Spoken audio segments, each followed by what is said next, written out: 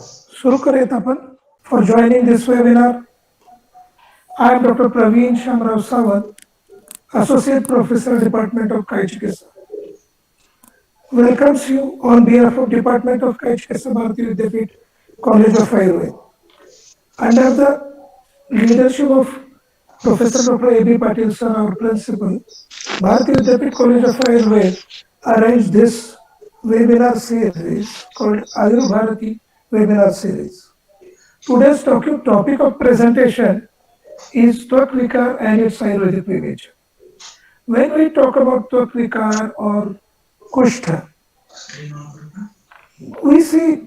when we see the Kushtha, it is quite difficult to deal with. Many of the students, practitioners find Kushtha very difficult or tedious type of Vyadhi. Many of the patients come to us taking allopathic medicines. Some of them have history of steroids. So it is very difficult to deal with these patients and giving proper results.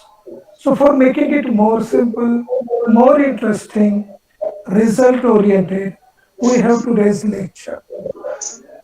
So today we are pleased, Bharati Vidyapeeth College of Ayurveda, pleased to welcome Vaidya Anil Baburao Bansode sir, a renowned senior Ayurveda physician. Vaidya Anil Baburao Bansode sir has passed BMS from Bharati Vidyapeeth College of Ayurveda, our own alumni. Then he done his MD from MUHS Nashik, then PGPP from Tilak Ayurveda College and Ayurveda Padvika, Yoga and Ayurveda Padvika. The most prestigious achievement of him is he has offered DLIT by D.Y. Patil University. He may be the first from Ayurveda fraternity. He is disciple of Sangavdekar Maharaj and one of the best students of Jamadagni sir. When I say he is the most successful Ayurveda practitioner, success is not an accident. It is a hard work, learning, studying, sacrifice, and most of all, love of what you are doing. So he loves his work, he loves Ayurveda.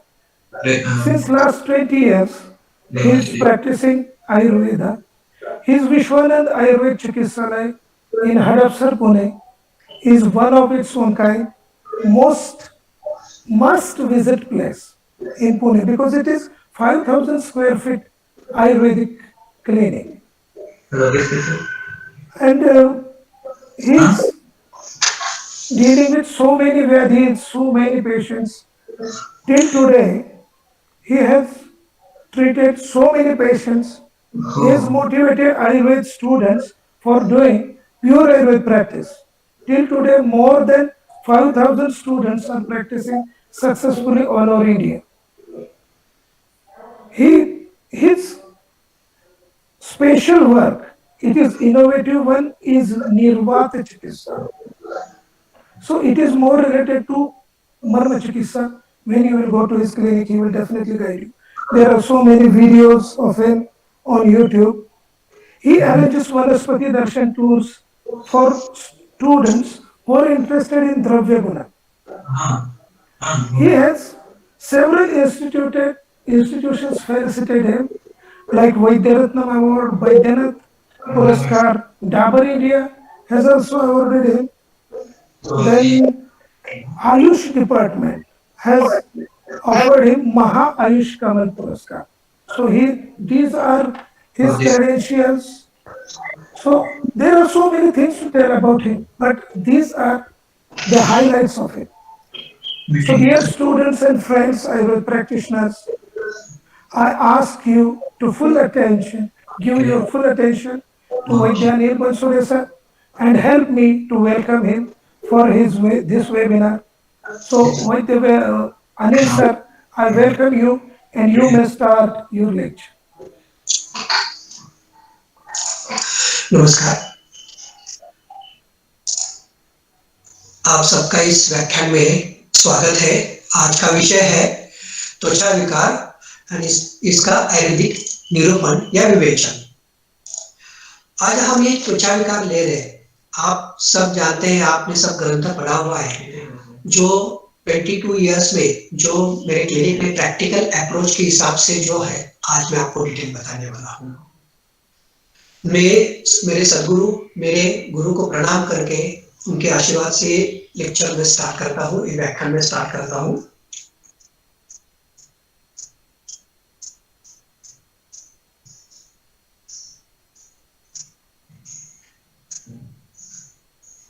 Okay,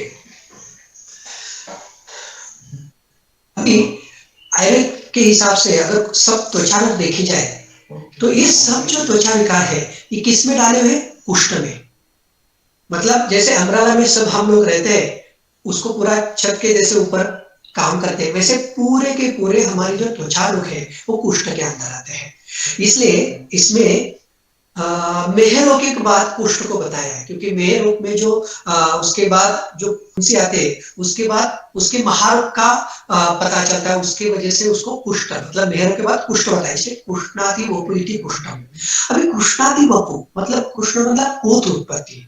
ये कोत उत्पत्ति किसके वजह से हो रही है? ये कोत उत्पत्ति है पित्त के वजह से। हम कहते हैं पाक, राग, कोत, ये किसका है? पित्त का है। मतलब पित्त प्रकोप या पित्त दुष्टि की वजह से, रक्त दुष्टि की वजह से वपु मतलब त्वचा, इस त्वचा को दुष्ट करने वाला, इसके वजह से इसको कुष्ठ कहा गया है।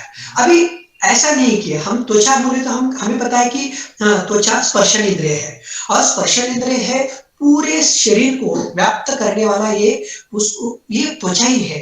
अगर ये चरक चिकित्सक के हिसाब से, चरक आचार्य के हिसाब से उन्होंने एक श्लोक बताया है कि ओनली स्किन को विकृत करना ऐसा नहीं है, इसमें ऐसा है सम्यक विशेषता स्पर्शनाम। मतलब इसमें क्या है, हम देख सकते हैं कि पूरे शरीर को आवरण किया हुआ ये जो स्पर्शन इंद्रिय, उसकी भी ज्ञान का नष्ट होना। मतलब त्वचा विकार मतलब त्वचा को विकृति होना ऐसा नहीं है, जो स्पर्श है उस स्पर्श का भी नष्ट होना ये इंपॉर्टेंट है। इसलिए स्पर्श इंद्रिय और त्वचा ये दोनों में एकत्र में चरक आचार्य जो बता है उसको हम त्वचा को कहेंगे। अगर त्वचा के हिसाब से हम थोड़ा आधुनिक शास्त्र के हिसाब से थोड़ा देख लेते हैं। हमारे शरीर में त्वचा कितनी होती है? पूरे शरीर में 18 स्क्वायर फुट त्वचा है, 18 स्क्वायर फुट त्वचा। और जो हमारे स्वेद रंध्र है, मतलब स्वेद रंध्र है, वो 20 लाख स्वेद रंध्र होते हैं, स्वेद ग्रंथि होती है। और 1 स्क्वायर फुट में कितनी मज्जा तंतु रहती है? 1 स्क्वायर फुट में 2 फीट मज्जा तंतु रहती है, और 5 फीट रक्तवाहिनी का जाला होता है, मतलब इस त्वचा में। अब देखिए, इस त्वचा के हिसाब से हम थोड़ा सोचेंगे। अभी जैसे एम्ब्रियोलॉजी में कहा है कि त्वचा एक्टोडर्म मतलब त्वचा है, जो मिडल है मेसोडर्म है, और नीचे वाला जो अंदर वाला इंटरनल जो एंडोडर्म है। और उन्होंने ऐसा कहा है, जो एक्टोडर्म है, जो त्वचा है, वो कैसा है? वो एक्टोडर्म मुंह से लेकर 1 वीक तक और गुदा से लेकर 1 वीक तक ये त्वचा है। मतलब ये त्वचा जैसे ऊपर से है वैसे अंदर से है। इसलिए कोई भी प्रॉब्लम अगर पेट में आता है वो स्किन की तरफ आता है। मतलब हमारे शरीर में आप कुछ भी खाए, कोई आम भी स्टार हो जाता है, तो ये सब टॉक्सिक कहां से बाहर निकल रहे हैं? ये सब टॉक्सिक मूत्र से निकाल रहे हैं, पुरुष से निकाल रहे हैं, या ये सब टॉक्सिक हम जैसे रजस्त्र होता है उससे वो टॉक्सिक बाहर निकाल रहे हैं। लेकिन ये टॉक्सिक जब एक ऐसा होता है कि अगर बाहर नहीं निकाले जाते तब वो टॉक्सिक वहां अक्यूमुलेट हो रहे हैं, और जो फिनोमेना है नेचुरल निसर्ग फिनोमेना, अगर वो टॉक्सिक बाहर नहीं निकाल रहे वो स्किन की तरफ बाहर आ रहे हैं, और उसको हम त्वचा कहेंगे। अब ये त्वचा कैसे तैयार होते हैं? यदि कि आपको सब संप्राप्ति पता है, वो अलग बताने की जरूरत नहीं है। जब ये आम विष, हमने कहा है कि ये आम विष कैसा है? आम विष महागुरम वर्जत विष संज्ञकम। अब ये विष इसको कहा है। अब ये विष जब त्वचा से बाहर निकाल रहा है तो उसको त्वचा रोग हम कहेंगे। लेकिन ये कैसे होता है, इसकी संप्राप्ति कैसे होती है? ये जो आम विष है, जब जो रक्त धातु में आता है, जब रक्त धातु में आता है तो उस वक्त अग्निमांद्य होता है, और सब पहला सिम्टम आता है इसमें। पहला सिम्टम क्या है? पहला सिम्टम है इसके साथ मुंह में कड़वाहट आना, मतलब ज्वर पूर्व रूप अवस्था है। जब ये पूर्व रूप अवस्था होती है ज्वर की, तो उसके बाद क्या होता है, इसका एक्सोथर्मिक रिएक्शन होता है और बॉडी में हीट पैदा होने लगती है, और बॉडी में जब हीट पैदा होने लगती है तो हमें लगता है बुखार आ गया। अब ये बुखार आने लगता है तो सब लोग क्या करते हैं, किसी का करियर है, किसी को काम पे जाना है, किसी को कुछ काम है, तो उसके वजह से क्या करता है, हाइपोथैलेमस को स्टिमुलेशन करने के बाद अब क्या होता है, हाइपोथैलेमस स्टिमुलेशन करने के बाद यहाँ बुखार मतलब क्या बोलते हैं, पसीना लाया जाता है और बुखार कम हो जाता है। अब यहाँ बुखार कम हो गया, जैसे पैरासिटामोल लिया जाए, कोई भी दवाई ली जाती है तो उसमें बुखार कम हो गया, लेकिन इसमें आम दोष, आम विष कम नहीं हुए। वही आम विष शरीर में रह के फिर अभी क्या कर रहे हो, वो आम विष त्वचा रोग उत्पन्न कर रहे हैं। अब ये त्वचा रोग उत्पन्न करते हैं तो इस हिसाब से ही बंद कर, मी जेव्हा सांगतो तेव्हा हे चालू कर। तो अभी इसके हिसाब से आम विष तैयार हो रहे, लेकिन सुश्रुत आचार्य जी क्या कहते हैं, ये जो आम विष है या आम दोष है, तो इसमें त्वचा रोग कैसे निर्माण हो रहे, इसमें त्वचा रोग निर्माण हो रहे, इसमें कहा है कि ये संक्रामक व्याधि है। संक्रामक मतलब कृमि से उत्पन्न हो रहा है। अब ये कृमि से उत्पन्न हो रहा है, ये संक्रामक व्याधि है, मतलब संसर्गजन्य है। चरक आचार्य जी ने कुष्ठ का बारे में जैसे बताया, वैसे सुश्रुत आचार्य संक्रामक व्याधि कह रहे हैं। तो अभी इस संक्रामक व्याधि के हिसाब से कुछ उन्होंने हेतु बताए हैं, जैसे सन्निकुष्ठ हेतु है, विप्रकुष्ठ हेतु है। अभी सन्निकुष्ठ हेतु है तो हमें पता है कि इसके 7 सन्निकुष्ठ हेतु है, इसमें वात, पित्त, कफ, ये 3 दोष दुष्ट है, उसके साथ त्वचा है, रक्त है, मांस है और लसिका है, ये दुष्टि है। वैसे ही उन्होंने विप्रकुष्ठ एक हेतु बताया है। विप्रकुष्ठ हेतु में क्या कहा है, कूलज हेतु। कूलज हेतु मतलब क्या, पिता और माता को अगर कुष्ठ है तो वो कुष्ठ बच्चे में आ जाता है, पूर्व जन्मकृत होता है। अगर किसी को पूर्व जन्म में कुष्ठ है तो इस जन्म में आता है। और सबसे इंपॉर्टेंट जो आज के युग में है, जन्मोत्तर कालज। अभी जन्मोत्तर कालज जो है तो इसमें क्या है, अब ये आहार्य, विहार्य, मानसिक, संस्कारजन्य, ये हेतु इसमें बताया है। अगर ये हेतु है तो हमें इस हेतु का अभी के हिसाब में कौन से हेतु हो गए, ये सोचना जरूरी है। हमें ग्रंथ में पता है, लेकिन अभी क्या क्या है, तो हम क्या करते हैं, तो एक सिंपल से हेतु ले लेते हैं और हम त्वचा रोग की तरफ जाते हैं। इंपॉर्टेंट हेतु क्या है, पहले आजकल हम क्या कह रहे हैं, खा रहे जिसमें ज्यादा प्रिजर्वेटिव है, पिगमेंट्स है। अभी ये प्रिजर्वेटिव और जो पिगमेंट्स है, ये सेल जनरेटिव टॉक्सिन्स होते हैं। और ये सेल जनरेटिव टॉक्सिन क्या होता है, ये फूड टॉक्सिन के जैसे एक्ट होते हैं। ये फूड टॉक्सिन जब कम मात्रा में है तो कोई प्रॉब्लम नहीं है, लेकिन यही मात्रा अगर हम हर रोज ज्यादा खाते हैं तो ये फूड टॉक्सिन दूषित जैसा काम करता है। अभी ये दूषित हो गया। वैसे ही आप स्किन पे अगर कोई ये अभी क्रीम लगा रहे हैं, अभी ये क्रीम जैसे मॉस्किटो रिपेलेंट है वो लगा रहे हैं, या कोई पाउडर जैसे कुछ भी, ये बॉडी में एब्सॉर्ब हो रहा है। अब जो बॉडी में एब्सॉर्ब हो रहा है वही दूषित जैसा काम कर रहा है। सबसे इंपॉर्टेंट इसके साथ अभी जैसे लिक्विड सोप हो, आज तो कोरोना में सब कह रहे हैं हाथ धो हाथ धो, हाथ धोने में कोई प्रॉब्लम नहीं है। आपका साबुन बहुत लेट है क्या, ऐसा भी कुछ नहीं है। इसमें क्या होता है, जब हाथ धोते हैं पानी ज्यादा यूज करना चाहिए। अगर आप बाद में देखिए, अगर आप इसमें थोड़ा भी आप गंदा लेते हैं तो साबुन का गंदा आ रहा है। वही साबुन अगर कुछ अंश में, ये केमिकल कुछ अंश में हमारे पेट में जाते हैं तो वही दूषित विष जैसे कार्य कर रहा है। वैसे कोई भी विष हो, जैसे अभी बिच्छू का काटना हो, या चिचुंदरी का काटना हो, चूहे का काटना हो, या मधमाछी का काटना हो, ये विष बाद में कुष्ठ में या त्वचा रोग में परिणत होता है। और इसमें सबसे इंपॉर्टेंट ऐसा है, अब ये कैसे हम सोचेंगे, देखिए जो विष की वेगावस्था है, विष की वेगावस्था में क्या होता है, विष की तीसरी अवस्था है विष की वेगावस्था, उसमें पता है मंडल अंडु शब्द कोट। मंडल इसमें क्या है, इसमें मंडल कोष्ठ मतलब ये स्किन के प्रॉब्लम तीसरी रोग मतलब वेग में आता है। और अष्टम वेग में क्या बता है, अष्टम वेग में क्या है, भंग स्कंद से तो अष्टमे मतलब गलत कुष्ठ हो रहा है, उस गलत कुष्ठ के जैसे ये संप्राप्ति है। मतलब जो विष है, विष की परिणति बाद में कुष्ठ में या त्वचा रोग में होने वाली है। तो हमें ये समझना चाहिए कि ये विष की संप्राप्ति है, विष की चिकित्सा हमें करनी जरूरी है। तो इस विष की चिकित्सा हमें करनी है तो हम कैसे करेंगे, तो ये जो है ये करते वक्त हमें ये देखना चाहिए कि ग्रंथ में जो हमारे अंग बताए अष्टांग, वो क्या है? ये जो अंग है काय बाल ग्रह मृदंग शल्य दृष्टा जरा वृषण, ये एक ही समाज में बताए, अलग नहीं बताया। काय का अलग बताया, ग्रह का अलग बताया, या जरा का अलग बताया, शल्य, ऐसा कुछ नहीं, ये एक ही समाज में बताया। मतलब ये अष्टांग जो है ये हमें आयुर्वेद चिकित्सा में इसके एक साथ, मतलब अगर काय की चिकित्सा करनी है तो हमें आदत को देखना है, या आदत की देखना है हम शल्य की चिकित्सा कर सकते हैं,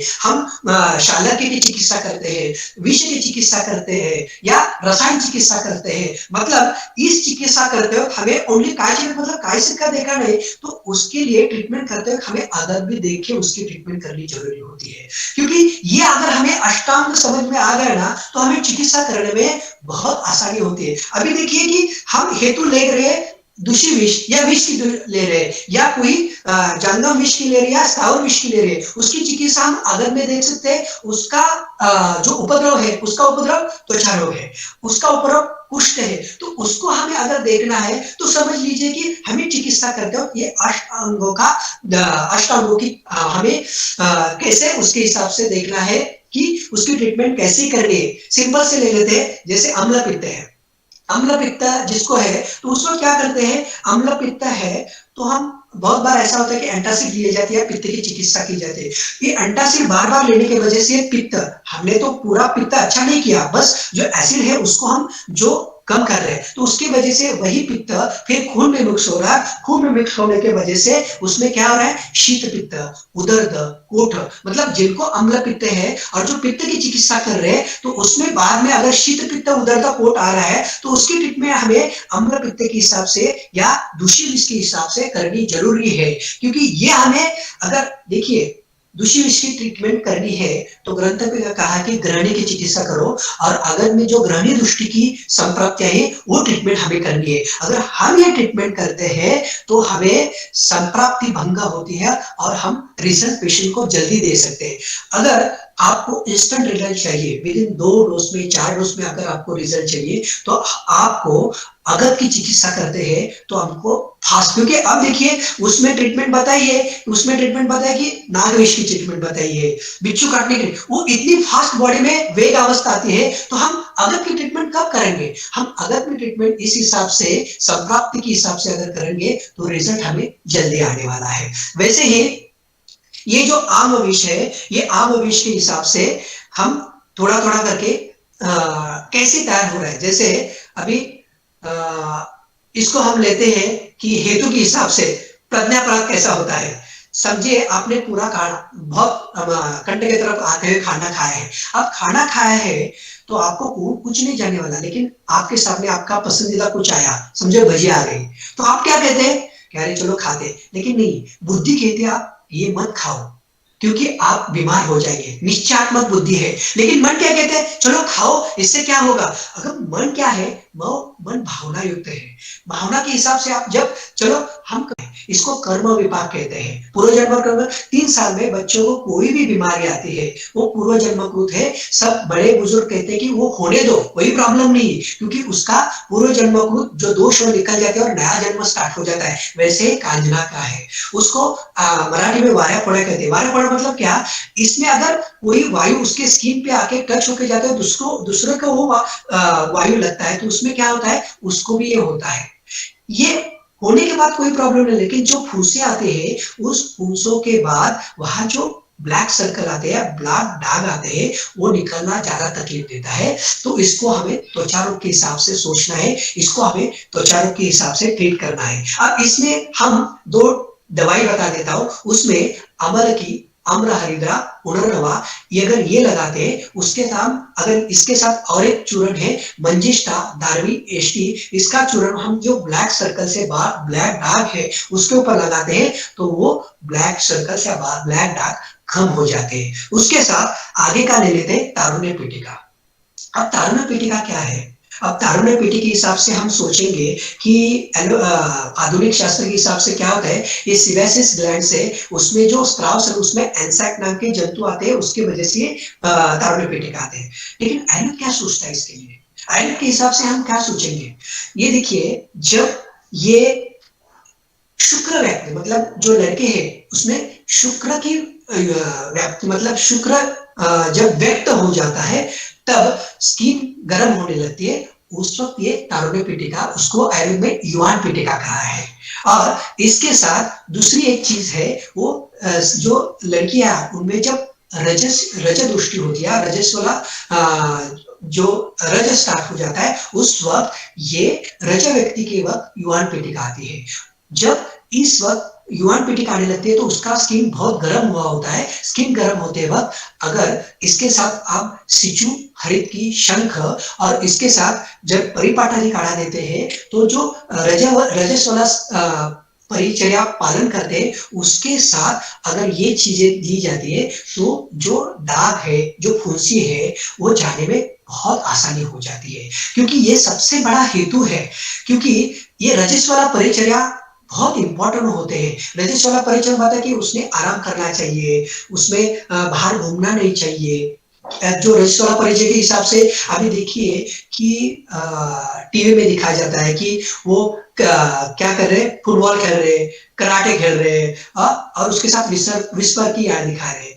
ये है क्या योग्य? क्योंकि ये व्रणित है, पूरे गर्भाशय में जख्मा हुए। अगर गर्भाशय में पूरे जख्म हुई है तो जख्म होने के बाद अगर हम ये मसालेदार खाते हैं, उसके साथ अगर एक्सरसाइज हो जाती है तो उसके बाद ये व्रण में उत्पत्ति हो जाती है और पीसीओडी जैसी संप्राप्ति आ जाती है। क्योंकि ये एक जो पूरा के पूरा एक्सक्रीन सिस्टम है, एक्सक्रीन सिस्टम से अगर वो पूरा बाहर निकलता है तो ये टॉक्सिक बाहर निकलते हैं। अगर ये टॉक्सिक बाहर नहीं निकलते, वही टॉक्सिक स्किन के ऊपर आते हैं और स्किन के ऊपर आने के बाद ये त्वचा रोग पैदा कर रहे हैं, ये त्वचा रोग की निर्मित कर रहे हैं। तो इसके वजह से अगर जिसमें ये त्वचा रोग रजस वाला परिचर्या के बाद आ रहे हैं तो उन्होंने त्वचा रजस वाला परिचर्या पालन करना बहुत जरूरी है। उसके साथ जैसे मैं अभी मैंने दवाई बताई है, वो दवाई लेनी जरूरी है। और उसके साथ अनंता मंजिष्ठा फांड इसके साथ लेना जरूरी होता है, जिसके वजह से रजस वाला रज दोष कम हो जाता है। उसके साथ आने वाले युवान पीढ़िका,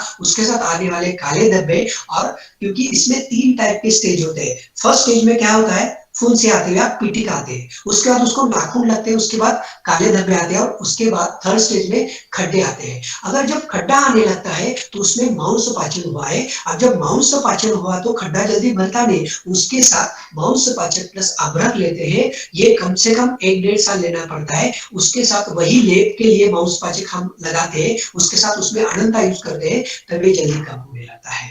तो हमको उसको त्वचा रोग के बारे में सोचना है। कैसे 25 ईयर्स तक युवान पीढ़िका आ रही है, तरुण पीढ़िका आ रही है तो कोई प्रॉब्लम नहीं, क्योंकि तरुण पीढ़िका है। लेकिन 30 ईयर्स के बाद अगर लोग कहेंगे ये युवान पीढ़िका है या तारुण्य पीढ़िका है, नहीं, 30 ईयर्स के बाद अगर फुंसी आ रही है तो ये तारुण्य पीठिका नहीं है, इसको त्वचा रोग के हिसाब से ही ट्रीट करना पड़ता है। वो त्वचा रोग में दोष दृष्टिकोण से है, उसके हिसाब से हमें ट्रीटमेंट करनी पड़ती है। तो 25 ईयर्स के बाद 30 ईयर्स के बाद त्वचा कोई भी फुंसी आई तो त्वचा रोग कौन से दोष दृष्टि है वो देख के हमें ट्रीटमेंट करनी जरूरी होती है। अब इसके साथ शित्र, अभी शित्र हम क्यों देख रहे हैं, क्योंकि कोई भी त्वचा रोग लास्ट में जाके शित्र में परिणत होता है। ज्यादातर शित्र क्यों बताया है, क्योंकि अभी शित्र के हिसाब से हम देखेंगे तो इसमें क्या हो रहा है, किलास जो मेलामाइन जो है, तो जो रंग द्रव्य काम कर रहा है और वो क्या होता है, ब्राउन होते हैं और काले काले रंग के होते हैं, ब्लैक रंग के होते हैं, वो रंग के हिसाब से होते हैं। लेकिन आयरन में क्या होता है, पाचक रस है जो ग्रहणी में है और भ्राजक पित्त है जो स्किन में है, जो रंग का काम कर रहा है। तो यहाँ जब पाचक रस दृष्टि होती है तभी रंजक पित्त की या भ्राजक पित्त की दृष्टि है। जब पाचक रस अच्छा है तो भ्राजक पित्त अच्छा है। तो इसकी वजह से देखिए जब पेट खराब होने लगता है तभी ऊपर स्किन पे प्रॉब्लम आता है। इसलिए ग्रहणी में किला से संप्राप्ति है, किला से उपद्रव आता है। मतलब किलास उपद्रव ग्रहणी में है, क्षेत्र उपद्रव ग्रहणी में है। मतलब जब ग्रहणी दृष्टि होती है, पाचक रस दृष्टि होती है तो भ्राजक पित्त दृष्टि है। जब भ्राजक पित्त दृष्टि है तो ये संप्राप्ति आने लगती है। तो ये संप्राप्ति किस वजह से आ सकती है? किलास कैसे-कैसे? एक तो अगर प्लास्टिक से कोई लगा, उसमें जख्म हुई है, जब जख्म भरते हो तो किलास जैसे संप्राप्ति कर रहे हैं, या किसी से दर्द हुआ, दर्द के जख्म भरते हैं, उस वक़्त किलास जैसी संप्राप्ति आ रही है, या किसी को क्या कहते हैं, कोई भी जब हम स्नायु के ऊपर होती है, वो मरने के बाद किला जैसी संप्राप्ति आ रही है। तो ये देखिए कि गृहिणी में मधुकासव बताया है। ये मधुकासव अगर ऐसी संप्राप्ति, ऐसे क्षेत्र जिससे आ रहे हैं, गृहिणी दृष्टि होने के बाद आ रहे हैं, तो मधुकासव यूज कीजिए। और मधुकासव यूज करने के बाद जो छोटे-छोटे धब्बे आते हैं, किसी को अगर किलास है या छोटे पांढरे धब्बे हैं, ये देखना है तो एक चीज कीजिए, शिगरू के पत्ते होते हैं, शिगरू के पत्ते अगर 1 चम्मच हम रस लेते हैं उसका, तो 1 चम्मच रस लेने के बाद 21 दिन हम लेते हैं, और अगर वो सफेद धब्बे जाते हैं तो समझिए क्षेत्र नहीं है। लेकिन 21 दिन के बाद अगर वो नहीं गया तो समझ लीजिए ये क्षेत्र है। तो इस वक्त हमें क्या करना है? इस वक्त ट्रीटमेंट करते वक्त हमें मधुकासव देना है। लेकिन उसके साथ छोटे बच्चे में भी ऐसा होता है। छोटे बच्चे में देखिए छोटे-छोटे डब्बे सफेद होते हैं, तो 2 चीजें होते हैं। 2 चीज कौन सी है? एक तो उसमें कृमि प्रादुर्भाव होता है, पुरुषज कृमि में ये संप्राप्ति आती है। जब पुरुषज कृमि में ये संप्राप्ति आती है तो सफेद-सफेद धब्बे आने लगते हैं, उस वक्त कृमि की ट्रीटमेंट होनी चाहिए। या इस बच्चे में अस्थिक्षय होता है। अस्थिक्षय होता है मतलब क्या? जिसमें अस्थिक्षय जैसी संप्राप्ति होती है, पुरुष धरा दृष्टि होती है, जिसमें बार-बार कॉन्स्टिपेशन की प्रॉब्लम होती है, पेट साफ नहीं, जैसे पुरुष धरा कला अस्थि धरा कहते हैं, तो उसमें सफेद धब्बे आने लगते हैं। उस वक्त सफेद धब्बे आते हैं तो महामहिष्ठादि काढ़ा, खदेरा विष लेते हैं, या कुकुरनाट भस्म लेते हैं, प्रवाल पंचामृत लेते हैं, वो सफेद धब्बे कम हो जाते हैं, या कृमि की ट्रीटमेंट करते हैं तो सफेद धब्बे कम हो जाते हैं। अभी एमएबीएसिस होता है, तो एमएबीएसिस ये जल्दी जो है खून से लेकर लिवर एमएबीएसिस जाता है। तो लिवर एमएबीएसिस में क्या होता है? तो जो हाथ में फूंसे आने लगते हैं, उस वक्त लिवर एमएबीएसिस समझना कैसे है कि पूरे शरीर को खराब बदबू आ रही है। ये सब पेशेंट आता है तो उसकी स्किन से बदबू आने लगती है, और उसके हाथों को फूंसे आ रहे हैं, उसमें से पानी निकल रहा है, ये समझिए कि लिवर एमएबीएसिस जैसी संप्राप्ति है। लिवर दृष्टि है या वृक्क का दृष्टि है, उसमें त्वचा रोग आने लगता है। देखिए क्रिएटिन बढ़ने लगा तो हाथों को स्किन डिसीज होता है, मतलब कौन लक्षण आते हैं। तो ये यकृत दृष्टि है या वृक्क की दृष्टि है, ये देखना हमारे लिए बहुत इंपॉर्टेंट है। ये देखते तो हमें समझ में आता है कि क्या है। उसके साथ हम जाते हैं थोड़ा इसके तरफ, डायबिटिक नेफ्रोपैथी या डायबिटिक गैंग्रीन की तरफ। अब डायबिटिक गैंग्रीन हमें कैसे देखना है इसके हिसाब से? अभी डायबिटिक गैंग्रीन के हिसाब से हम देखेंगे तो इसमें बताया है क्या कुछ? आयुर्वेद में बताया है कुछ? कहाँ आया है प्रमेय में? ये प्रमेय में नहीं आया है, ये आया है कुष्ठ में। अब कुष्ठ में हम जाते हैं तो वहां एक श्लोक है, कुष्ठ में प्रसुप्ति नाम। प्रसुप्ति बताइए, बधिरता जो आई है ये किसमें बताई है? ये बधिरता आई है कुष्ठ में। मतलब अगर हमें नेफ्रोपैथी समझ में आई है, हाँ, तो हमें कुष्ठ देखना है तो हमें समझ में आएगा। एक पेशेंट था, पेशेंट के बारे में बताता हूँ। एक 14 साल का बच्चा था, हमारा क्लिनिक जब हड़प्स में गाड़ीतल में था तो नीचे होटल था, 6 बजे हम चाय मंगवाते थे। वो 14 साल का बच्चा था, जब वो चाय लेने आता था तो एक दिन क्या हुआ, जो ग्लास में चाय डाल रहा था उसके पैर के ऊपर वो चाय गिरा। तो मैंने कहा उबला हुआ चाय है। वो बोला मुझे सर कुछ नहीं होता। देखो जो केतली थी वो केतली उसने उसके पैर के ऊपर रख दी, उसको कुछ नहीं होता। बोल रहा था कि मैं गरम कुछ भी उसके ऊपर डालू तो कुछ नहीं। पूरे पैर को ऐसे जख्म हुए थे, बड़े बड़े, हड्डी तक दिखाई दे रही थी, इतनी जख्म हुए थे। तो वो बोल रहा था सर ये क्या है? मैंने बहुत ट्रीटमेंट की, मुझे समझ में आया क्या करूं। तो आप मुझे बताइए, एक तो बहुत गरीब था, पैसा ना, तो हम क्या, मैं कुछ भी नहीं कर सकता इसके लिए।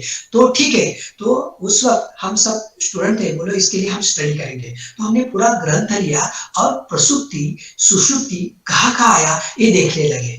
तो हमें सूत्र स्थान में अन्न रक्षा विधि अध्याय में प्रसुप्ति की हिसाब से एक हुआ कि कोई भी विषय का स्पर्श हो जाता है तो उसके वजह से स्किन को प्रसुप्ति आती है, बधिरता आती है। वही बधिरता उसके लिए उन्होंने ट्रीटमेंट बताई है, मंजिष्ठा है, भारंगी है, वो 8 चूर्ण है। 8 चूर्ण अगर स्किन को लगाते वो प्रसुप्ति या सुषुप्ति जाती है, ऐसे ग्रंथ में बताए अन्न रक्षा विधि अध्याय में। तो हमने वो चूर्ण लिया और चूर्ण उसको बुलाया कि ये चूर्ण तुम पैर को लगाओ, और वो बोला सर मैं 7 दिन के लिए गाँव जा रहा हूँ, आने के बाद आपको बताता हूँ। वो 7 दिन के बाद गया और 8वें दिन जब वो आया तो दौड़ते दौड़ते ऊपर आया क्लिनिक में, और क्लिनिक में आने के बाद वो बता रहा था सर देखो, खुद हाथ से बता रहा था और हाथ से चिमटी ले रहा था, बोल रहा था मुझे चिमटी हो रही है और मुझे दर्द हो रहा है। मतलब ग्रंथ में बताए हुए विष संपर्क के वजह से जो प्रसुप्ति आई है वो बताए, और कुष्ठ में क्योंकि स्पर्श जो स्पर्श नष्ट हो जाता है वो किसमें बताया, कुष्ठ में बताया। तो कुष्ठ को हमें देखना है तो पूरे ग्रंथ में कैसे आया हुआ ये देखते हैं तो त्वचा रोग समझ में आएगा। जैसे अभी हम सोरेसिस के लेते हैं, सोरेसिस में हम देखते हैं तो हमें समझ में आएगा कि ये क्या है। क्या एक पेशेंट के बारे में बताता था, फिर हमें समझ में आएगा कि ये क्या है और किस हिसाब से इसको हमें समझना है। एक है कि एक पेशेंट था, उसका नाम था सूर्यवंशी। ये हमारे पास 2000 में आया था। हम सोरासिस की ट्रीटमेंट कर रहे थे उसको, और सोरासिस की ट्रीटमेंट करते वक्त 1 महीना हो गया, 2 महीने हो गए, 4 महीने हो गए, 6 महीने हो गए। अगर हमें 1 या 2 महीने में रिजल्ट नहीं आ रहे तो हमारा निदान गलत हो गया, या हमारी ट्रीटमेंट गलत होगी, ये हमें समझ लेना बहुत जरूरी है। तो हमें भी समझना कि हमारी कुछ तो गलती हो रही है, तो हमें देखना चाहिए कि इसमें क्या है। तो हम ग्रंथ लेके बैठे, तो ग्रंथ लेके बैठते ये हम स्टडी बताता हूं तो समझ में आएगी कुष्ठ या त्वचा रोग कैसे हमें समझ में आएगा। तो हम जब ये ट्रीटमेंट कर रहे थे या उसके हिसाब से देख रहे तो हमें एक देखा कि अरे चलो कुष्ठ क्या है, कुष्ठ है रक्त प्रदूषित व्याधि। तो रक्त प्रदूषित व्याधि में विविध शीत पित्त अध्याय में बताया है कि कुष्ठ विसर्प पीड़िका रक्तपित्तम असुरगला बुधमेडर पाकस्य च प्लीहा गुणमोत विद्रति दद्रु चर्मगल क्षेत्रम पामाको अस्त्र मंडलम। अभी ये रक्त पित्त में विविध शीत पित्त अध्याय में बताया कि कुष्ठ विसर्प ये क्या है, रक्त प्रदूषित व्याधि है। और रक्त प्रदूषित व्याधि मतलब रक्त का व्याधि है। तो रक्त समझने के लिए हमें कहा जाना चाहिए, तो रक्त समझने के लिए हमें विधि शोधित अध्याय जो चरक आचार्य जी बताए, विधि शोधित अध्याय 24, उसमें एक हमें जब विधि शोधित अध्याय पढ़ रहे हैं तो उसमें एक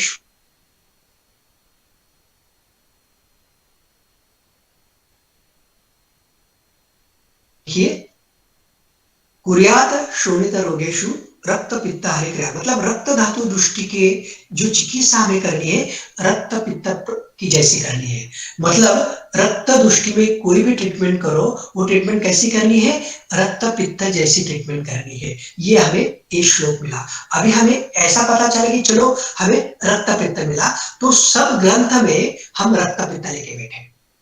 अब रक्त पित्त की ट्रीटमेंट, रक्त पित्त की सब ग्रंथ में आयु लक्षण देख रहे थे, तो वहां हमें रक्त पित्त अध्याय में चरक आचार्य के आचार्य जी 90, 91 और 91 श्लोक में बताया, सर्पिषि पित्त ज्वर नाशिनी सर्वाणि शस्त्राणि च रक्त पित्ते अभ्यंग योगा परिशेचनानि सेक अवगाह शयनानि विश्व शीतो विधि बस्ति विधानम अग्रम पित्त ज्वर यत प्रशमाय दृष्टम। अभी रक्त पित्त चिकित्सा में क्या कहा है, ये जो पित्त ज्वर युक्त जो कषाय है ये सब हमें रक्त पित्त में यूज करने हैं। जो पित्त ज्वर में वर्णन किए सब उपक्रम है ये रक्त पित्त में यूज करने चाहिए। ये बताया है आचार्य चरक ने। अष्टांग हृदय में भी एक श्लोक आया है, ये च पित्त ज्वरे च उक्ता कषाय स्थान च योजित, मतलब जो पित्त ज्वर में आए हुए सब जो ट्रीटमेंट है जो कर्म है रक्त पित्त में यूज कीजिए। मतलब रक्त पित्त की ट्रीटमेंट अब हमें पित्त ज्वर जैसे करनी चाहिए, ऐसा उसमें। तो हम पित्त ज्वर में गए। अब पित्त ज्वर में जब गए तो उसमें एक और मिला ज्वर अध्याय में, विषमम पित्त शेते ज्वरम पित्तोत्तरम जय, मतलब विषम ज्वर जो पित्त ज्वर है तो उसमें ये जो तिक्त शीत जैसे ट्रीटमेंट करनी चाहिए। और एक श्लोक मिला वो वात शूलित और इसके हिसाब से है, वो है वात रक्त क्षते क्षीणे विसर्पे पैट्टिके ज्वरे। अब ये जो है देखिए कैसा आया, रक्त के हिसाब से रक्त पित्त, और रक्त पित्त में दो चीजें मिली, एक पित्तज कुष्ठ मिला, उसका श्लोक में आगे जाता हूं, और पित्तज जोर मिला, और पित्तज जोर के हिसाब से आगे मिला वात रक्त जैसा। मतलब अब ये सब मिला, पित्तज जोर देखा, पित्तज जोर के बाद अभी वात रक्त मिला। अब वात रक्त में जब हम गए तो वात रक्त में हमें और एक श्लोक मिला, वो श्लोक था चरक अध्याय में, वातशोणित में 29 श्लोक है 60। उसमें क्या है, गंभीरे रक्तम अक्रांतम स्याच्च एदत् वातवत् जयेत्, पश्चात वाते क्रियाम कुर्यात् वात रक्त प्रसादिनम। मतलब यहाँ क्या बताए, इस गंभीर वात रक्त वायु अधिक जब बढ़ता है तो उसकी चिकित्सा हमें वात व्याधि जैसे करनी चाहिए। देखिए कैसे कैसे हम यहाँ है, मतलब रक्त रक्त रक्त पित्त, रक्त पित्त, पित्त ज्वर, पित्त ज्वर के बाद वात शोणित, वात शोणित बाद वात रक्त, और वात रक्त में हमें एक और मिला कि वात व्याधि की चिकित्सा करनी चाहिए, और वात व्याधि में हमें मिला कि वात व्याधि की चिकित्सा हमें कैसी करनी चाहिए, शुक्र दृष्टि जन्य चिकित्सा करनी, मतलब वात की चिकित्सा शुक्र जैसी करनी चाहिए। इसलिए ग्रंथ में ब्रह्मचर्य पालन कहा है, इतना इंपॉर्टेंट ब्रह्मचर्य पालन के हिसाब से दिया है।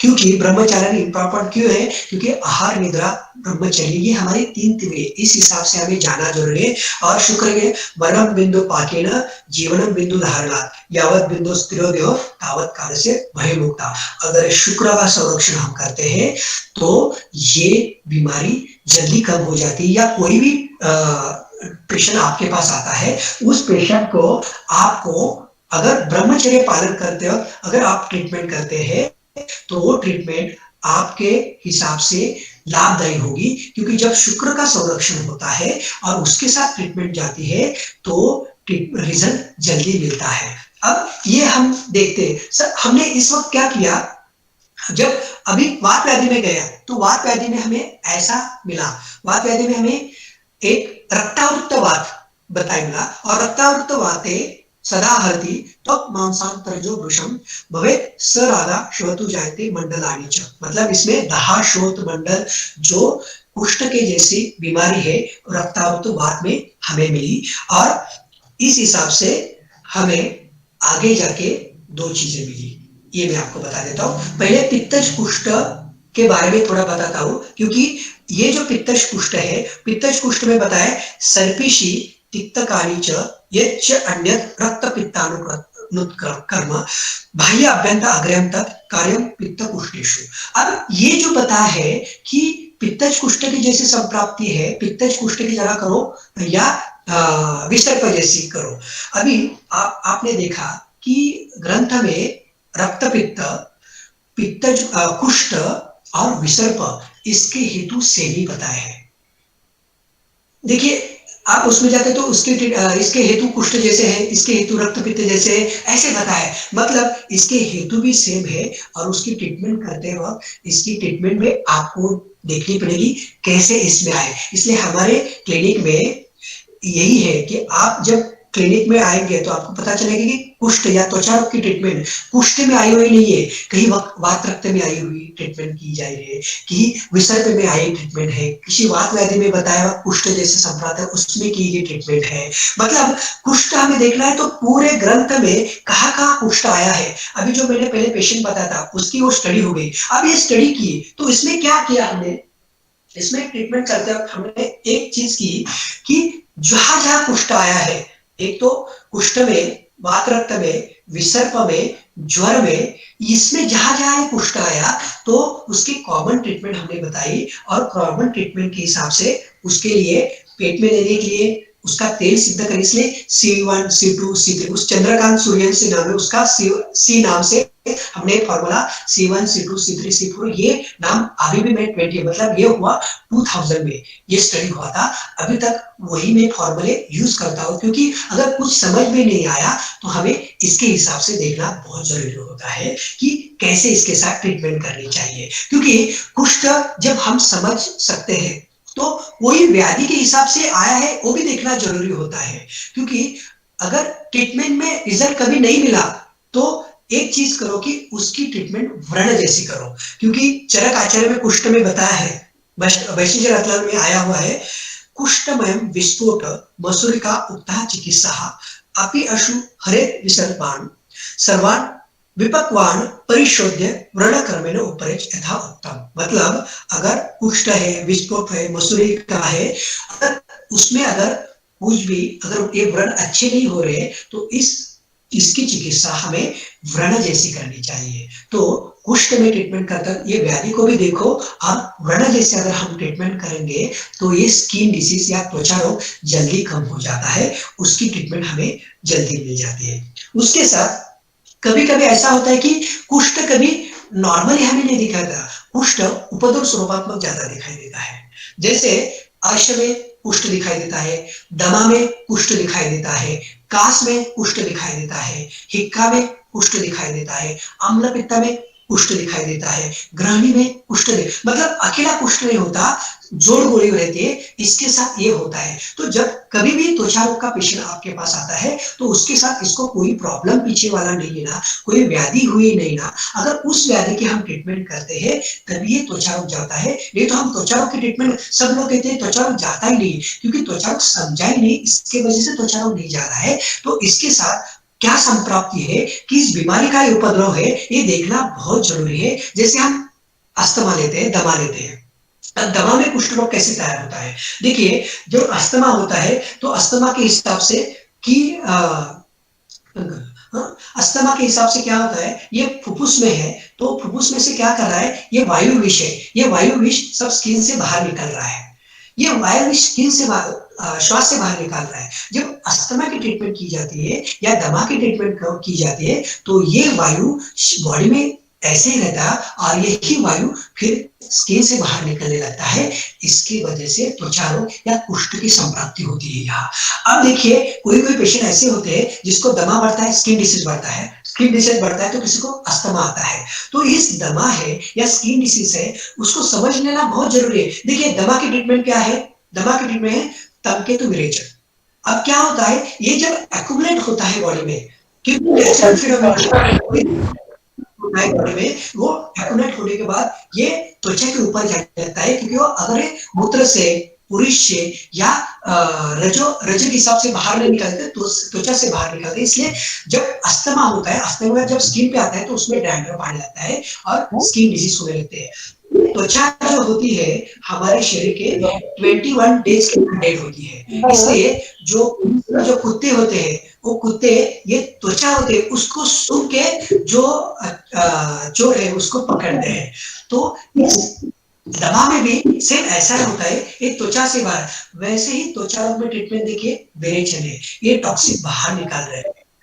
अगर दमा है, दमा होते वक्त हमें कोई लोग ऐसे आधुनिक शास्त्र में उसको फुसिमार दिया जाता है, मतलब क्या किया जाता है, जो वायु विष है वो वायु विष जलीय विष में परिणत कर देते हैं और ये जलीय विष में परिणत होने के बाद ये बाहर निकलने से दमा कम हो जाता है।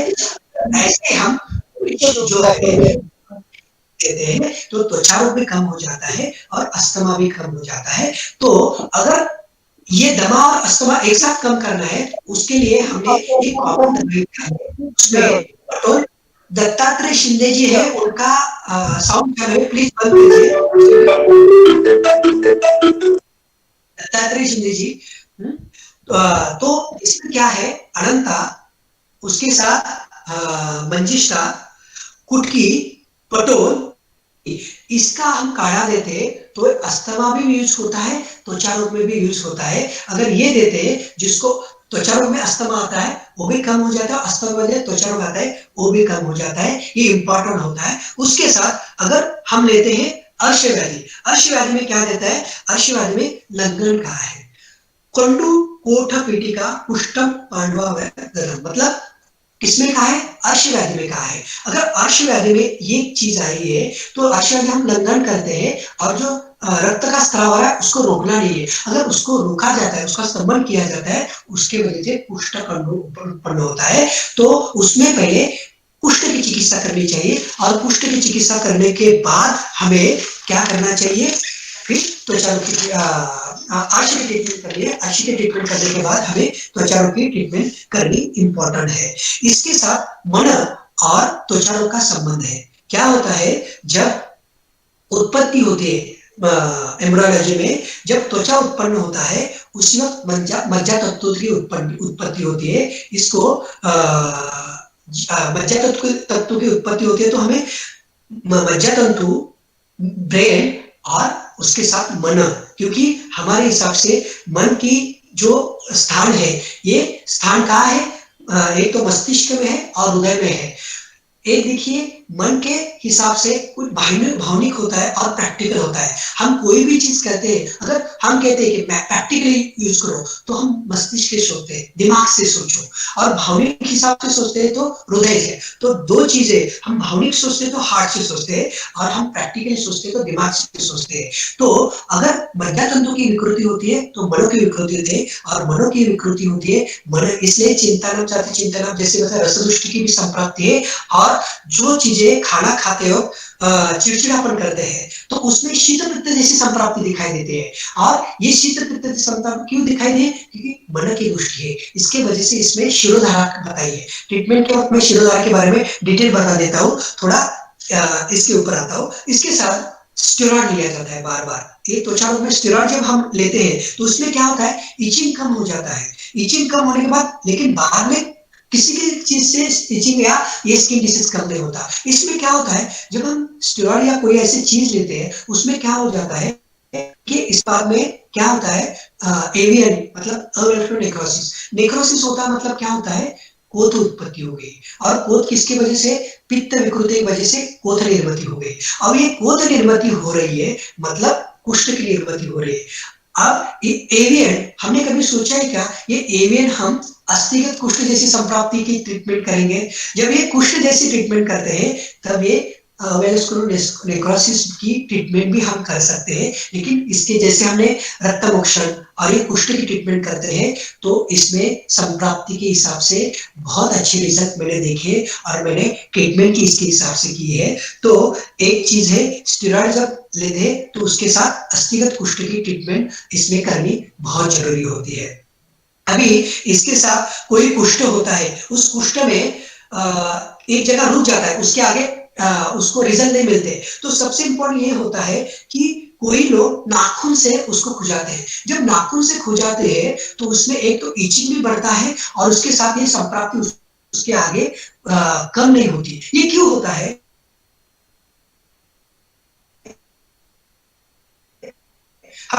हमने कभी ये सोचा है क्या कि ये देखिए रक्त के खून तैयार कर रही है। अगर रक्त दुष्ट है, रक्त विष उत्पत्ति है, और रक्त विष उत्पत्ति है तो उसके नाखून कैसे तैयार है? विषवत उत्पन्न होते हैं। जब विषवत उत्पन्न होते हैं तब उस वक्त हम नाखून से खुजाते तो विष उस किसको लग रहा है? वो स्किन को लग रहा है और उसी वक्त वो संप्राप्ति बढ़ने लगती है। अगर आपको खुजाना है तो पहले पंचकर्म करो, शरीर शुद्धि करो, उसके बाद ये नहीं बढ़ेगा। नहीं तो नाखून से ये त्वचा रोग खुजाना नहीं है, और जितना इचिंग होता है उतना वो संप्राप्ति बढ़ती है। इसलिए जो नख विष आते हैं, जो नख विष की संप्राप्ति बढ़ती है अगर में, उस हमने क्या किया, जो नख विष के जैसे किसी प्राणी के नख विष की संप्राप्ति है उसकी ट्रीटमेंट भी बताइए। उस ट्रीटमेंट जो है उसके दवाई को अगर सिद्ध घृत किया जाता है और उस सिद्ध घृत त्वचा को लगाया जाता है तो नख विष से जो संप्राप्ति रुक गई है, नख विष से जो संप्राप्ति बढ़ी है, वो संप्राप्ति हम कम कर सकते हैं। अब थोड़ा आके ट्रीटमेंट की तरफ आते हैं। तो इस ट्रीटमेंट करते वक्त यहाँ हमें सब पता है कि वमन करना है, विरेचन करना है, ये सब करना है, लेकिन इसमें सबसे इंपॉर्टेंट हमें ट्रीटमेंट देखनी है वो है शिरोधारा, जो कुष्ठ के लिए, त्वचा रोग के लिए मैं करता हूँ। अब ये शिरोधारा क्या है? शिरोधारा हम करते हैं तो शिरोधारा क्या होती है, यहाँ आज्ञा चक्र पे शिरोधारा होती है। मुस्ता अमर की सिद्ध तक्रधारा यहाँ हमें करना है। तक्रधारा करते हो अमलेख का यहाँ अमलेख के बीच में वो धारा आनी चाहिए और अमलेख का चूर्ण है यह हमें लगाना है। उस वक्त शिरोधारा हमें क्यों कर रहे हैं? क्योंकि ये आज्ञा चक्र है, उसको कूटस्थ चैतन्य कहते हैं या क्रिस्कॉन कहते हैं। ये क्या है? मन और बुद्धि का स्थान है। जब हम यहाँ शिरोधारा करते हैं तो उस वक्त क्या होता है, वायु विषय कहते हैं कि वायु विषय आज्ञा चक्र से, और यहाँ हम जो अमलिकी का जो पूरा ऐसा बड़ा वाला चक्र का लगाते हैं तो वो सिर्फ शिरोधारा स्टार्ट हो जाती है, तो विदिन कुछ मिनट में वो पूरा ड्राई होता है। मतलब ये पित्त का स्थान कहाँ है? वो पूरा के पूरा विकृत जो हीट है, वो ब्रह्मरंध्र से खींची जाती है, तो शरीर में जो कोथ निर्मित होती है, कोथ निर्मिति रुक जाती है। और सबसे इम्पोर्टेंट ये ट्रीटमेंट मन के लिए बताई है। मन भी शांत हो जाता है, मन की ट्रीटमेंट हो जाती है। मन के जो टॉक्सिक्स है, मानसिक अवस्था, क्योंकि यहाँ क्या है, त्वचा रोग और मन का वैसे वैसा है। मन मानसिकता बिगड़ने लगी, त्वचा रोग बढ़ता है, त्वचा रोग बिगड़ने लगता है, मानसिकता बिगड़ती है। इसकी वजह से हमें ये ट्रीटमेंट करनी बहुत जरूरी है। क्योंकि क्यों? क्योंकि आपने देखा सोरायसिस जो होता है वो सिर से स्टार्ट होता है। अगर कोई भी स्किन डिसीज सिर से स्टार्ट हो जाता है तभी उसको सोरायसिस कहते हैं। अगर कहीं हाथ पैर से स्टार्ट होते हैं उसको सोरायसिस नहीं कहते। कि आपने देखा है कि ज्वर के बाद ही ये स्किन डिसीज स्टार्ट होता है। ज्वर में जब ज्वर निवृत्ति बताए, ज्वर निवृत्ति में शिरोकुंड बताए, शिरोकुंड बता तो सिर को इचिंग होने लगती है, तब ये संप्राप्ति स्टार्ट हो जाती है। अगर ज्वर वैसे ही बॉडी में जीर्ण जैसी संप्राप्ति या पित्त ज्वर जैसी संप्राप्ति होती है, विषम ज्वर जैसी संप्राप्ति होती है, उसके बाद अगर दारुणक जैसे हम कोंडा कहते हैं, तो अगर डैंड्रफ होने लगता है तब ये स्टार्ट हो जाता है, तभी ये सोरायसिस है। ये जल्दी निकलता नहीं है, जल्दी कम होता नहीं है। अगर स्किन पे कहीं भी आता है तो उसको सोरायसिस नहीं कहते हैं। सिर से स्टार्ट हो जाता है तो उसको सोरायसिस कहते हैं। तो इसके लिए शिरोधारा ट्रीटमेंट सबसे इंपॉर्टेंट होती है। उसके साथ एक स्वेदन कभी मत करिए कुष्ठ में। जब स्वेदन करते हैं तो उस स्वेदन के बाद ये संप्राप्ति बढ़ने लगती है, स्किन के जो व्रण है वो बढ़ने लगते हैं। तो उसके साथ एक ट्रीटमेंट मैं आपको बता देता हूँ। ये ट्रीटमेंट बहुत इंपॉर्टेंट है। कभी कोई भी कुष्ठ हो उसको आपको ट्रीटमेंट करनी है। चलो आपको संप्राप्ति या कुष्ठ के हिसाब से समझ में नहीं आया, तो हमें अगर इसको समझना है तो एक देखो, इसमें कंडो नास्ति बिना का बात, मतलब इस वक्त हमें क्या करना है, कंडोनागण देना है। और ये कंडोनागण है हमें शहद में देना है, क्योंकि कफ के लिए शहद इंपॉर्टेंट है। कंडोनागण ये हमें कब देना है? सुबह। सुबह कौन सा काल है? 6 से 10 के काल में कफ का काल है, तो उस वक्त सुबह हमें क्या करना है? कंडोनागण देना है। अभी ये जो कोथ है, कोथ किस वजह से है? कोथ है पित्त के वजह से। हम कहते हैं राग कोथ पाक, ये जो अवस्था है पित्त के वजह से। तो हमें जो कुष्ठगण गण है, ये कुष्ठगण गण हमें दोपहर को देना है। दोपहर को क्यों देना है? 10 से लेकर 2 के बीच में पित्त का स्थान है। मतलब देखिए, कंडोनागण, कुष्ठगण। अभी शाम को 6 बजे क्या होता रहता है, 5 या 6 बजे के बाद क्या होता है, हमारे शरीर का स्टेरॉइड कम हो जाता है। और स्टेरॉइड कम होने की वजह से ये देखिए शाम के बाद 4, 5, 6 के बाद सबको इचिंग स्टार्ट हो जाती है, बॉडी का जो ये कम होने लगता है। अगर ऐसा होने लगता है 5 बजे के बाद इचिंग ज्यादा स्टार्ट हो जाती है, तो हमें उधर का प्रशमन गन देना चाहिए। वो शाम के 4 या 6 के बीच में उधर का प्रशमन कम देना चाहिए। अभी हम कैसे कर सकते हैं? हम इसका घृत सिद्ध कर सकते हैं। घृत सिद्ध करना कुष्ठ में, मतलब घृत देना सबसे ज्यादा इंपॉर्टेंट होता है। क्यों? क्योंकि पित्त का, क्योंकि कुष्ठ पित्त का और रक्त के वजह से तैयार हो रहा है, और पित्त का परम औषध घृत है। तो ये जो है कंडोगण घृत में सिद्ध करो, कुष्ठगण घृत में सिद्ध करो, ये जो उदर का प्रशमन है घृत में सिद्ध करो, तो उसका पान करो, नस से करो, इसको स्किन को लगाने के लिए दे दो, उसका सिद्ध करके विरेचन के लिए वही यूज करो, वमन के लिए वही यूज करो, या बस्ती के लिए वही यूज करो। कुष्ठगण ग्रंथ में देखिए कहीं कुष्ठ के लिए बस्ती नहीं बताया, लेकिन चरकाचार्य ने फिर कुष्ठ के लिए ये अनुवसन या ये बस्ती दे दो ऐसा कहा है। तो वो जो सिद्ध चूर्ण बताए, ये योग बताए, उसका सिद्ध घृत करो, उस सिद्ध घृत से ट्रीटमेंट करो। मतलब हमें ट्रीटमेंट, ये जो ट्रीटमेंट मैं बता रहा हूं आपको, ये ट्रीटमेंट सबके लिए, अगर हमें संप्राप्ति नहीं पता चली, क्योंकि क्या होता है, ये जो 17 टाइप के कुष्ठ बताए हैं उसमें एक कुष्ठ ऐसा है काकनक कुष्ठ। ये काकनक कुष्ठ कभी अच्छा नहीं होता, लेकिन 17 टाइप के कुष्ठ जाने वाले हैं। मतलब इसमें हम इंक्लूड जो सोरायसिस आप बोल रहे हैं कि अच्छा नहीं होगा, अगर हम ये इसमें से कीटी कुष्ठ है, विचर्चिका कुष्ठ है, पामा कुष्ठ है, जैसे पामा जैसे स्कैबी जैसे होता है, विचर्चिका कुष्ठ डर्माटाइटिस जैसे हम, या इस हिसाब से हम देखिए एलोपैथी और आयुर्वेदिक कभी मत ये करो, मतलब हमने स्कैबिस देखा तो हम ये ट्रीटमेंट करें। हमें दोष दृष्टि देखना है और दोष दृष्टि के हिसाब से संप्राप्ति देखना है। अगर आपने संप्राप्ति समझ में आई और हमारी ट्रीटमेंट आयुर्वेद के हिसाब से करेंगे तो हमें रिजल्ट मिलना ही मिलना है, क्योंकि इसके हिसाब से हम जाते हैं। तो एक जो गलत कुष्ठ है, शायद 1 मिनट 2 मिनट रहे, गलत कुष्ठ के बारे में चरक जो बताया। एक पेशेंट आया था जो गलत कुष्ठ का था और गलत कुष्ठ का पेशेंट मैंने 2006 में देखा था। ये गलत कुष्ठ का पेशेंट आता है जो अगर क्लिनिक में भी एंट्री करता है तो इतनी बदबू फैला देता है, उसके हड्डियों में से पस आ रहा है, उसका मांस गलन हो रहा है। तो उसको कैसे करेंगे? करनी है तो जो आचार्य चरण ने गलत कुष्ठ में डिंब और विड़ंग ये जो बता है, इसका काढ़ा हमने धारण के लिए दिया। डिंब विड़ंग घृत पेट में दिया, वही हमने उसका विरेचन किया तो ये गलत कुष्ठ विदिन 6 महीने में कम हुआ। पस जो आना बंद हुआ और उसके ऊपर माउस भी आने लगा। आप भी करके देखिए, क्योंकि ये प्रैक्टिकली मैंने किया हुआ है। अब जब करेंगे तो पता चलेगा कि आयुर्वेद इतना श्रेष्ठ है। कोई भी त्वचा रोग हो आप उसको रिजल्ट दे सकते हैं, बस आपकी संप्राप्ति, आपकी दोष ये समझ में आनी चाहिए। उस बस मैंने आप आज जो मैंने जो देखा आपको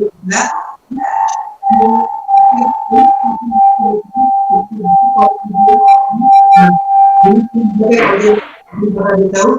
जो आज लेक्चर हुआ है, मैंने जो आपको ज्ञान मेरे गुरु से जो मिला है, मैं ये जो सब ज्ञान है मेरे गुरु को और मेरे सदगुरु को अर्पण करता हूँ। यही मेरा धन्यवाद। Hello, thank you, sir. There are few questions. One question is line of treatment of recurrent fungal infections. Okay, क्या होता है? अभी फंगल इन्फेक्शन क्यों हो रहा है?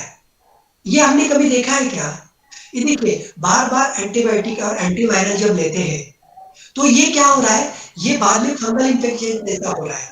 ये जो फंगल इन्फेक्शन जैसे बुर्शी जैसे कहते हैं हम, ये बुर्शी है। ये बुर्शी क्या होती है? बुर्शी वनस्पतिज होती है और कभी भी हम वनस्पति को गर्म पानी देते हैं, तो गर्म पानी देने के बाद वो वनस्पति हो जाती है। तो जो बुर्शी पूरा फंगल इन्फेक्शन होता है, तो फंगल में बार-बार हम गर्म पानी बाहर आपको और बुर्शी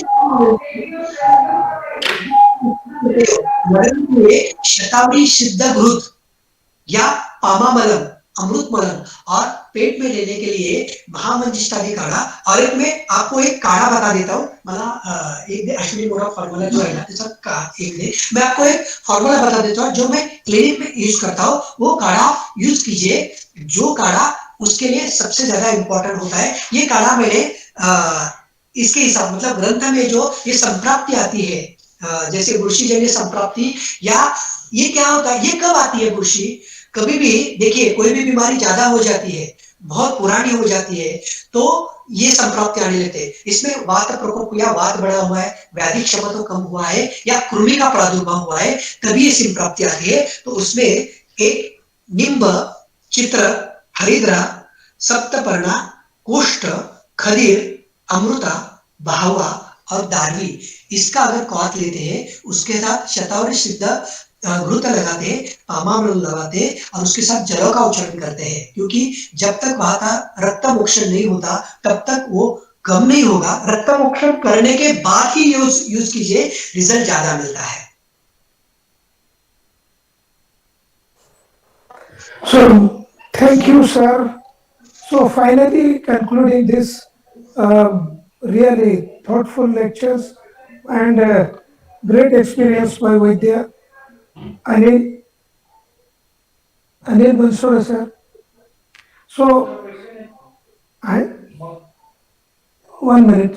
So, there are few questions.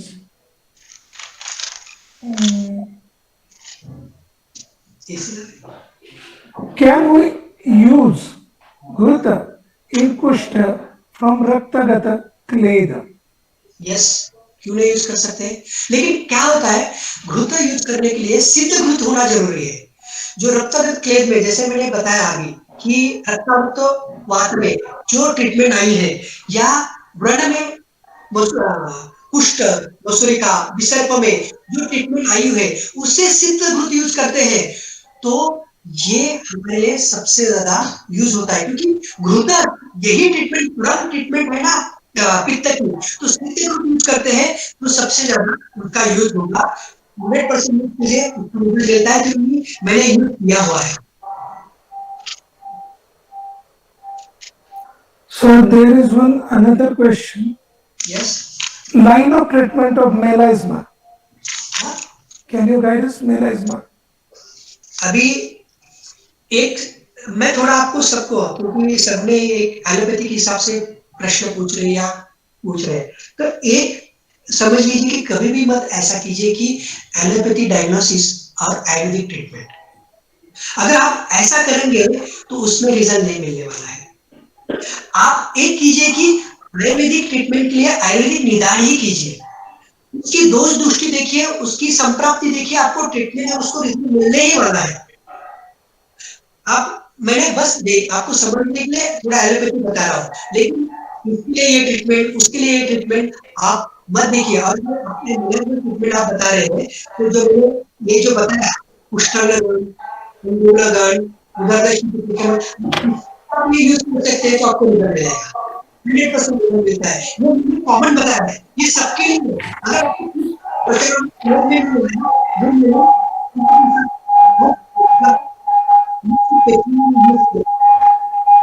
आपको बता रहा हूँ, ये जो ट्रीटमेंट जो सब बता रहा हूँ, ये पेशेंट को यूज किए उसके बाद मैं आपको बता रहा हूँ, ये प्रैक्टिकली ट्रीटमेंट है, प्रैक्टिकली यूज की हुई है, तो आप आंखें बंद करके यूज कीजिए, समझ गए। और प्लीज मेरी सबसे विनंती है कि एलोपैथी निदान और आयुर्वेद ट्रीटमेंट ना करें, आयुर्वेद निदान और आयुर्वेद ट्रीटमेंट कीजिए, आपको रिजल्ट मिलना ही मिलना है।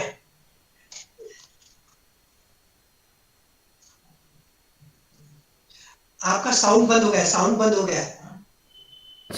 Still there is one question, sir. And the Vyadhi is modern. Huh, sir. So that is one student or something asked question about treatment of chronic acne. So chronicity is there. अभी How to deal with? ये देखिए, मैंने अभी कहा कि as कितनी है वो देखना जरूरी है। अगर 25 साल है तो 25 साल के हिसाब से युवा पीढ़ी का ठीक है, लेकिन 25 साल या 30 साल के ऊपर होता है तो उसको त्वचा रोग ही देखना है। और ये संप्राप्ति कैसी होती है, वात कपच संप्राप्ति होती है, और वात कपच कुष्ठ जैसी संप्राप्ति होती है, और वात कपच कुष्ठ की ट्रीटमेंट हमें वहां करनी जरूरी होती है। और उसके साथ मैंने ट्रीटमेंट भी बताई कि अगर क्रॉनिक है तो क्रॉनिक ट्रीटमेंट के लिए मैं थोड़ा उनको बता देता हूँ कि इसके लिए चित्रक, गोक्षुर और कांचनार चूर्ण, उसका काढ़ा आप बार बार लेते हैं, और उसके साथ परिपाठानी काढ़ा है, महामर्शचारी काढ़ा है, वो लेते हैं तो ठीक है। लेकिन क्रॉनिक है तो उसके लिए आपको त्वचा रोग ही देखना है, और त्वचा रोग के हिसाब से आपको ट्रीटमेंट करनी है। लेकिन वात कफत त्वचा रोग के हिसाब से, हाँ अगर दाह है तो पित्त दृष्टिजन्य है, और उसके साथ कंडू है तो कफज दृष्टिजन्य है, ये देख के आप ट्रीटमेंट करते हैं तो बहुत। और सबसे इंपॉर्टेंट एक्ने है, तरुण पिटिका है, युवान पिटिका है, तो ये शुक्र व्यक्त हो रहा है। अगर इस पेशेंट में अगर क्रॉनिक है तो एक चीज समझ लेनी चाहिए कि शुक्र दृष्टि है। शुक्र दृष्टि कैसी है, अगर बार बार मैस्टरबेशन हो रहा है, शुक्र क्षय हो रहा है। ये देखिए, शुक्र व्यक्त होते वक्त शुक्र क्षय हुआ तो क्या हो रहा है, हमारे शरीर में शुक्रम तो सौम्यम, सौम्य सौम्य है, शुक्र शीत गुण का है, सौम्य गुण का है। अगर शरीर का शीत गुण कम हो रहा है, सौम्य गुण कम हो रहा है, शीत गुण के अपोजिट क्या है, उष्ण गुण। तो उष्ण गुण, शरीर का उष्ण गुण बढ़ता है तो पित्त का उष्ण गुण बढ़ता है, तो क्रोध की तरफ जाता है, पाक की तरफ जा रहा है, दाह की तरफ जा रहा है। तो उस वक्त ये क्या कर रहा है, पित्त दृष्टि कर रहा है और रक्त दृष्टि कर रहा है। तो इसकी वजह से इसकी ट्रीटमेंट हमें रक्त और पित्त दृष्टि जैसी करनी चाहिए। पित्त वात पित्त जन्य जब संप्राप्ति आई कुष्ठ में, शुद्र कुष्ठ में जो आए, उसके अगर उसके साथ ट्रीटमेंट करते हैं तो ये ज्यादा रिजल्ट उसके लिए मिलेगा। So thank you, sir, for giving such a lecture. Sir started his lecture right from Tarunya Pitika, Shvitra, then Kansanaya, and its correlation with so many Vyadhis like Grahani, Then so many drishtis like Yakrut drishti, drishti, Vrakka drishti. So he emphasizes more on proper diagnosis of it, whether that Kushta is Vyadhi is there or Kushta is as a Upadra of any Vyadhi. So if Kushta is Upadra of any Vyadhi, we have to treat the original Vyadhi first. So thank you, sir, for giving sparing your valuable time and giving such a wonderful lecture. So this lecture will definitely help our friends, practitioners and students in their practice, and definitely they will be more happy after listening this. So thank you one and all for coming to this, attending this webinar. Thank